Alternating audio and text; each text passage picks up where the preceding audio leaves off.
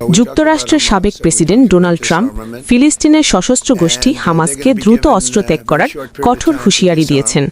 তিনি বলেছেন, নির্ধারিত সময়ের মধ্যে হামাস নিরস্ত্র না হলে তাদের জন্য ভয়াবহ পরিণতি অপেক্ষা করছে। সোমবার 29 ডিসেম্বর দেওয়া এক বক্তব্যে ট্রাম্প বলেন, হামাস যদি দ্রুত অস্ত্র নামিয়ে না রাখে তাহলে পরিস্থিতি তাদের নিয়ন্ত্রণের বাইরে চলে যাবে। তখন অন্য দেশগুলোও প্রস্তুত থাকবে প্রয়োজন হলে তাদের সম্পূর্ণভাবে ধ্বংস করতে। এই মন্তব্য আসে এমন এক সময় যখন গাজা উপত্যকায় ইসরায়েল হামাস সংঘাত দীর্ঘদিন ধরে চলমান এবং যুদ্ধবিরতির প্রচেষ্টা বারবার ব্যর্থ হচ্ছে। সম্প্রতি ট্রাম্প ইসরায়েলের প্রধানমন্ত্রী বেনিয়ামিন নেতানিয়াহুর সঙ্গে বৈঠক করেন। ওই বৈঠকের পরই তিনি গাজা সংকটের পরবর্তী ধাপ নিয়ে কঠোর অবস্থানের কথা জানান। ট্রাম্পের প্রস্তাবিত শান্তি পরিকল্পনার অন্যতম শর্ত হল হামাসকে সম্পূর্ণভাবে অস্ত্রত্যাগ করতে হবে, গাজা অঞ্চলে সামরিক কার্যক্রম বন্ধ করতে হবে, আন্তর্জাতিক তত্ত্বাবধানে নিরাপত্তা ব্যবস্থা গড়ে তুলতে হবে। ট্রাম্পের মতে হামাস নিরস্ত্র না হলে মধ্যপ্রাচ্যে স্থায়ী শান্তি কখনোই সম্ভব নয়।